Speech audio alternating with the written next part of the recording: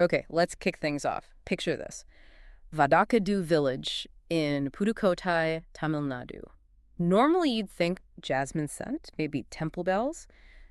Really quite serene. Yeah, the typical image of the countryside, right? Exactly. But then early May this year, 2025, that peace was just shattered. There was a communal clash. Mm. Involving different caste groups, I understand. Homes damaged, police had to intervene. A serious disruption. Totally. And the thing is, what actually set it off isn't crystal clear. Could have been a dispute at a local festival, maybe? Or perhaps, something simmering deeper down. Old caste rivalries flaring up again. It happens. It really does. It just shows how fragile things can be sometimes. And right after that, on May 8th, we saw this quite striking proposal. It came from A Kathir. Ah, yes, the executive director of the NGO Evidence down in Madurai. He's a longtime activist, isn't he? Fighting against caste atrocities. He is. And his proposal was, well, pretty bold. He urged the Tamil Nadu government to slap a Rs 5 lakh fine. 5 lakh. Yep, 5 lakh rupees. On each person accused in that Vadakadu clash. Wow, okay, that's not small change. That's a hefty penalty. It really is. And that's really what we want to dig into today. Can a massive financial penalty like this actually work? Can it deter communal violence? Or is it perhaps more of a headline-grabbing idea, something that sounds good but might be really difficult to actually implement? Exactly. What are the complexities? What's the potential impact? That's the deep dive for today. So maybe we should start with A Kathir himself. To understand the proposal, you kind of need to understand where he's coming from. Good idea. So he leads Evidence, you said. Since when? Since the early 2000s. Yeah. And his work, it's consistently focused on some really tough issues. Rescuing bonded laborers, fighting for Dalit rights. And we should probably clarify for listeners, Dalits, historically called untouchables, are communities right at the bottom of the Hindu caste hierarchy. They still face, unfortunately, a lot of discrimination. A huge amount. And Kathir, he's been right in the thick of it. He's not just an administrator. He's faced real danger, even physical attacks for his work. He's resilient. And it's not just local work, right? He got international recognition, too. That's right. In 2022, he received the Raoul Wallenberg Award, that's from the Council of Europe, for his human rights advocacy. It shows the level of impact he's had. So this isn't someone just throwing out ideas lightly? Not at all. Yeah. And another thing about him is his approach. It often seems very data-driven. How so? Well, for example, he filed a right to information request, an RTI, back in 2022. It revealed that Madurai had the highest number of caste-based violence cases registered in Tamil Nadu in 2021. How many was that? 117 cases. Yeah. Which is shocking, really. So the point is, his proposals often seem grounded in, actual evidence and data about the scale of the problem. Okay, so that context is important. This Rs 5 lakh fine idea comes from someone deeply involved and informed. Let's get into the proposal itself then. What's the core logic? Well, the main idea seems to be deterrence, right? Yeah. Participating in these clashes financially ruinous. It's like a massive no parking fine almost. So Yeah. expensive you just wouldn't risk it. Exactly. The hope is that facing a potential Rs 5 lakh hit would make anyone think twice, maybe 3 times before joining in. It sends a strong message. But, as you hinted, the current legal framework in Tamil Nadu, it doesn't really work like that now, does it, for these kinds of offenses? No, not really.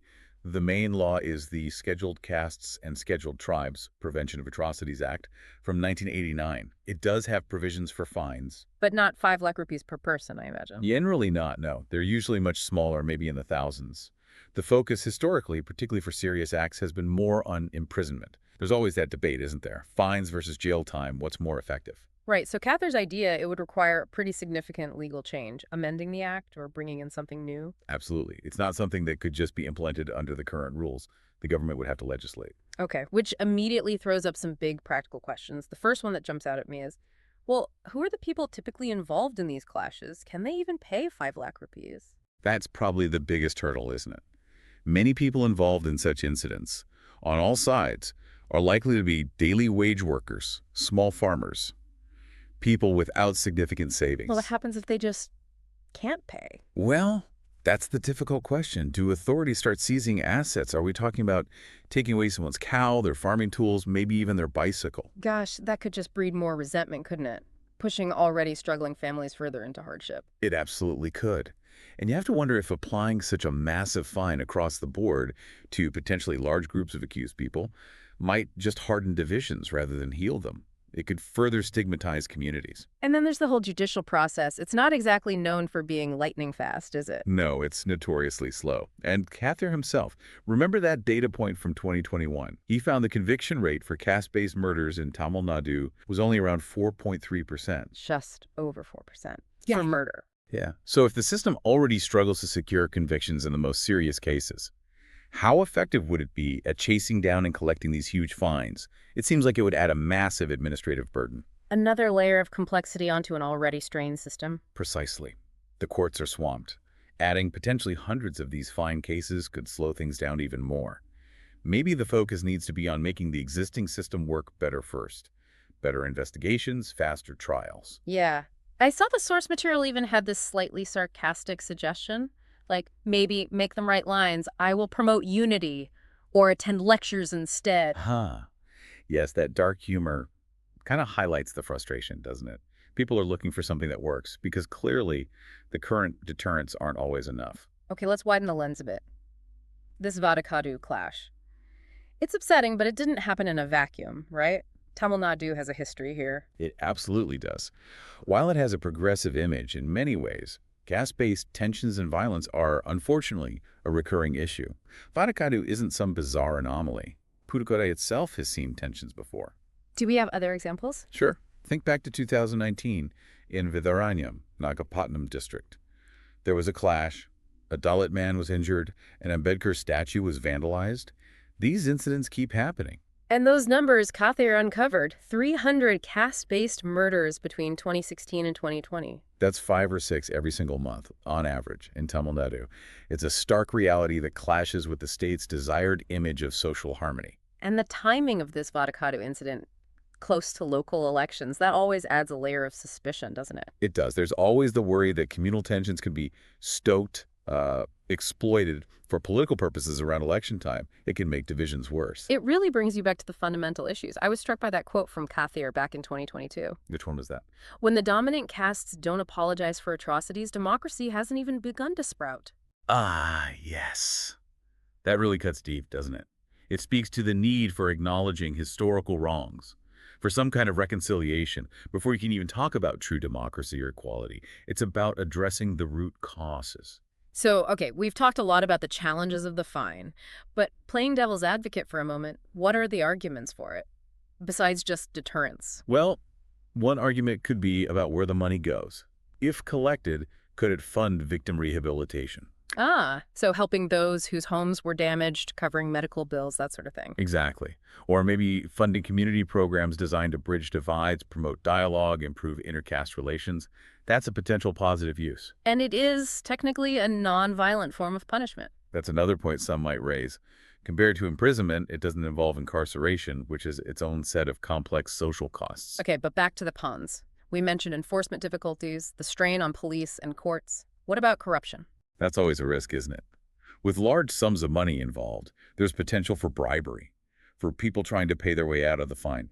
Enforcement would need to be incredibly robust and transparent. And we only need to look at past cases to see how long justice can take. That Vachati case from 1992. Oh, yes. Involving atrocities against villagers by officials, it took 31 years for the final verdict. 31 years, dealing with 269 accused officials. It just shows the immense challenge of navigating the legal system, especially in complex cases involving state actors or large groups. Imagine trying to manage fine payments over decades. The source joked about paying in installments. Right. It sounds absurd, but it highlights the sheer practical mess it could become.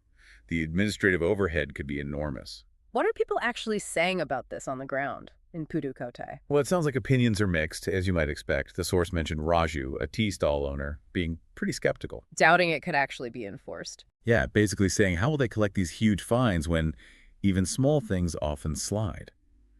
But then you have Lakshmi, a school teacher, who's more hopeful. Hoping it might actually stop future clashes. Yes, hoping it acts as that strong deterrent, creating a safer environment, especially thinking about the children caught up in this. And online, social media. Similar mix on places like X, using hashtags like hashtag Vadakadu clash. You see some support for Kathir's idea, people saying something drastic is needed, but also a lot of doubt about the practicality, the implementation. Has it gained much traction compared to other news? It seems to be getting some attention, but maybe not sustained widespread debate. It competes with a lot of other trending topics. It's important that Kathir does seem to engage directly with victims, doesn't he? That public hearing in Madurai in 2022 you mentioned earlier. Yes, where people share their experiences of discrimination. That direct engagement is crucial. It grounds the policy work in real human stories. It's not just abstract numbers. But even with that kind of advocacy, the official systems seem to struggle. That State Vigilance Monitoring Committee for the SCST Act. Right, Kathir pointed out in 2021, it had apparently met only 3 times in 30 years. 3 times. That's appalling. It really underscores a massive gap between laws on paper and effective implementation on the ground. It absolutely does. It shows the systemic challenges are huge. Which brings us back to the idea that this fine, however well-intentioned, is only ever going to be a partial solution, isn't it? The root problem is so much deeper. Completely. Caste discrimination is woven into the fabric of society in many parts of India. Fines address the symptom, the clash, but not the underlying disease. Kathir himself said discrimination starts really young, right? Even in schools. Yes, he mentioned schools. Even Anganwadis, the preschool centers. Yeah. It manifests in subtle ways, like separate tumblers for water, and less subtle ways, too. And it continues into workplaces, social interactions. It's pervasive. So his advocacy isn't just about this fine. He's pushing for much broader changes. Oh, definitely. He consistently calls for better, more effective implementation of the existing SCST Act, for proper victim support systems like helplines, for policies that genuinely promote equality in education, employment, housing. And cultural shifts, too, like that idea about dominant castes apologizing. Yes, that need for acknowledgement and reconciliation. He's talked about things like a hypothetical "sorry for the atrocities" campaign, trying to foster empathy and change attitudes. The source even mentioned a caste clash makeover reality show idea. Yes, clearly more imaginative, perhaps slightly tongue-in-cheek, but it points towards the need for creative ways to get people talking, to break down barriers, to challenge ingrained prejudices. It's not just about laws. So where do things stand right now with the proposal and in Vadakadu? Well, as of our last update, around May 8th, the Tamil Nadu government hadn't officially responded to Kathir's Aya's 5 lakh fine proposal. The investigation into the Vadakadu clash itself was still underway. So things are still unfolding. Very much so. And groups like Evidence are likely still on the ground, investigating, talking to people, gathering data to understand the root causes better. And Kathir himself, given his track record, he's probably not going to let this drop. Unlikely. You look at his past work highlighting alleged killings of Dalit activists back in 2017, releasing that Madurai violence data in 2022. He's persistent in keeping these issues in the public eye and demanding accountability. Ultimately, though, beyond fines and investigations, Vadakadu needs healing, doesn't it? Absolutely. That's the long game. It probably needs community initiatives, dialogue, maybe educational programs in schools, focusing on empathy and challenging prejudice, real, sustained effort to rebuild trust. Okay, so let's try and wrap up this deep dive. Kathir's Rs 5 lakh fine proposal, sparked by the violence in Vadakadu. It's certainly a bold, maybe even provocative idea. It is, and it throws a harsh spotlight on the persistent, painful issue of caste violence in Tamil Nadu and indeed elsewhere. But as we've explored, it's incredibly complex, and there are no easy fixes here. No, definitely not. The fine raises valid questions about deterrence, about accountability. But the practical hurdles, the strain on the system, the risk of unintended consequences, they're significant. It really feels like a situation demanding both immediate actions to manage conflict and maintain peace, alongside much deeper, long-term systemic and cultural change. Exactly. You need both. You can't just focus on one or the other. Which leaves a final thought, really, for you listening. When you consider everything we've discussed, the history, the statistics, the practical challenges, the human cost, what do you think is the most effective path forward? How can we genuinely address and ultimately try to eradicate caste-based violence? It's a huge question, but one worth wrestling with.